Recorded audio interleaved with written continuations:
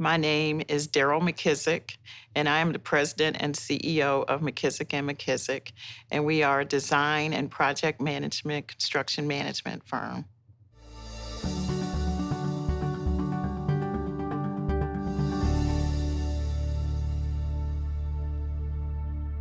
I grew up in Nashville, Tennessee, so very relaxed, a lot of fun, but we worked very hard. So I had a father that was always going to work and a mother that decided to stay at home when she had twins. Prior to that, she was a school teacher. She used that on my twin sister and me because she was very hard on us and strict on us about our schoolwork.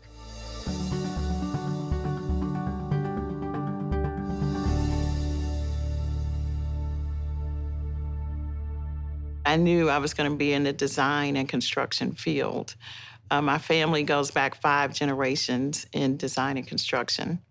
My great-great-grandfather came here as a slave in 1790. He brought the trade of making bricks, but he was a slave for a contractor.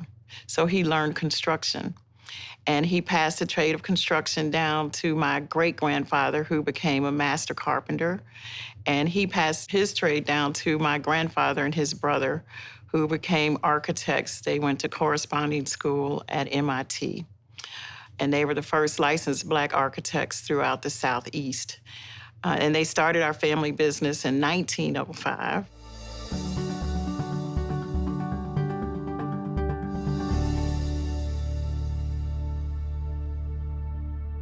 What I've learned over the years is being in touch with your passion and being in touch with what makes you feel fulfilled. And that can happen at a young age. It doesn't have to be after you're working or, it could start before you even go to high school. It can start at a very young age where you start tapping into your personal passion, which I call your purpose.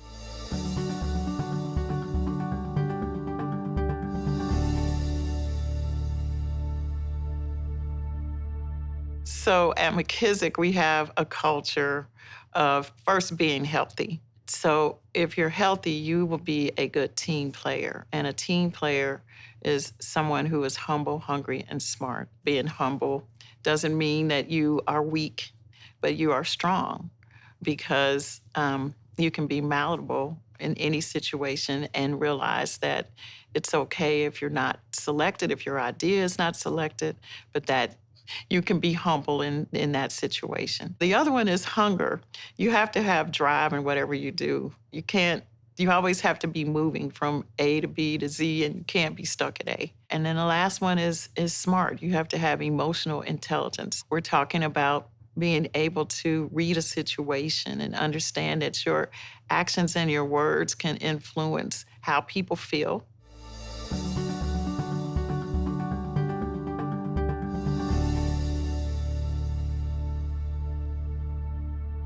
So I am a Black female in a white male-dominated industry. And I've had white males as mentors. I've had white females. I've had Black males, Black females, and everybody, because I actually look at who the people are and how do I connect with them. And are they at a place in their career that I want to be? Are they at an emotional state of being that I want to be? And, are they at a balance? Because it's all about balance. So are they balanced the way I want to be balanced? That's where my mentors come from.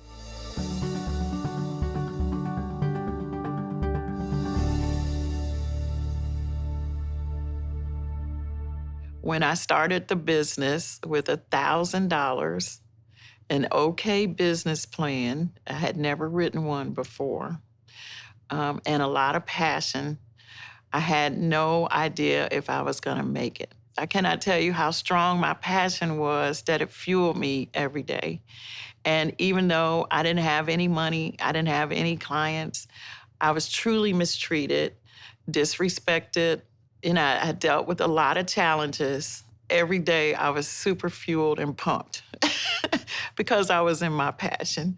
And I knew that no one could stop me. I had this feeling on the inside that regardless of what people said to me or did not want to work with us because it was just me, we were going to make it.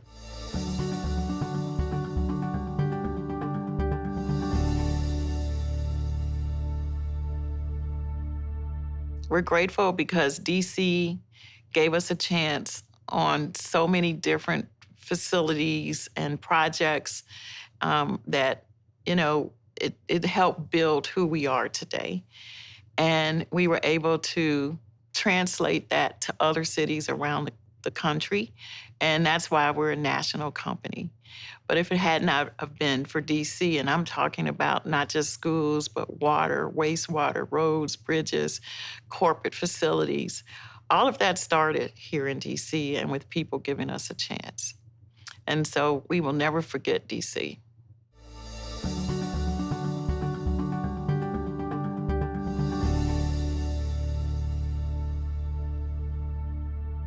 Oh my goodness, Junior Achievement is already doing it.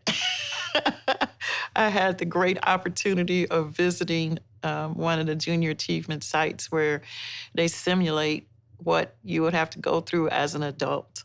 I was just wondering if I had had that, where would I be? And I do feel like there's some adults that could learn from that. They need to go back to the Junior Achievement training courses, and they will be much better adults. But I think Junior Achievement is spot on.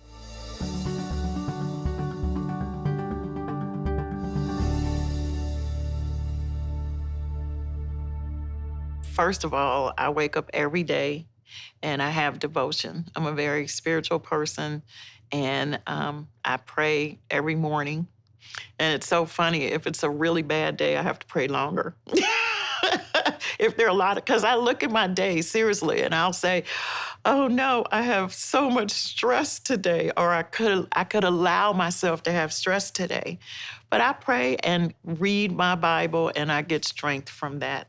There are times that I feel like I'm going backwards, or that I feel like I'm not strong enough for a situation. But I've always gone through those situations with flying colors. I've always made it to the other side, and it was better. Having a journal that you can read and come back and see in true examples of that makes you stronger.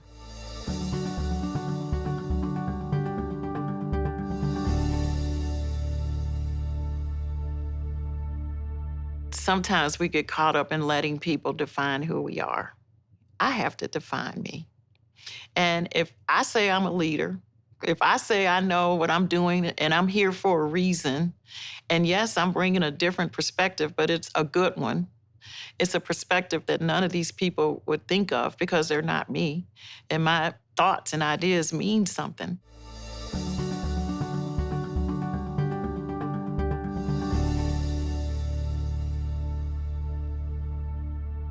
The balance of being a mom and being in this industry and running a business was really difficult. I had a lot of help, and I always say that my daughter's nanny, we're the best power couple there ever is. But I will never forget my first time coming back to work, and I had to do a presentation in Chicago. I had 30 minutes when I landed and got into the office, and it wasn't even my office. It was a teaming partner's office. And I had 30 minutes to eat lunch, learn my part, and pump. You just have to go. And I think there's something about the mother-child relationship. You're nurturing them, but they kind of, I guess, are nurturing you, or the universe is nurturing you, because you're clearly operating with no sleep. And the energy level has to still continue to go.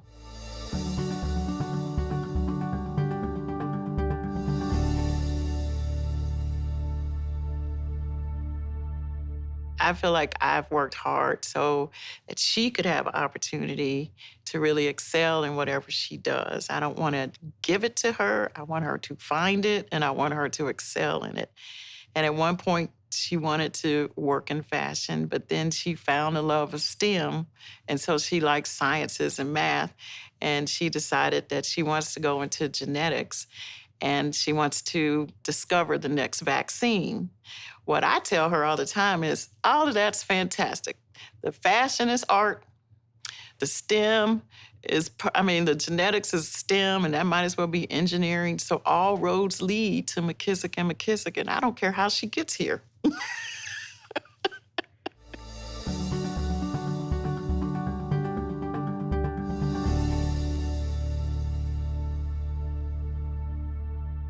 We know that historically there is a swath of Americans that are always left out when it comes to training for workforce, and they happen to look like me. I feel that if we want to build a workforce, we have got to get these people interested. And America is losing its place in the global scale of competitiveness because we can't listen to a monolithic group of people all the time and get all the best ideas. Ideas come from listening to everybody. And we have to start letting everybody have a seat at the table.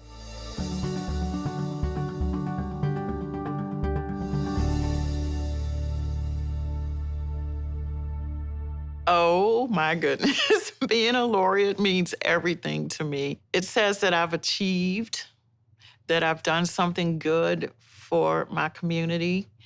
It says that I'm accepted in a group of honored and revered people.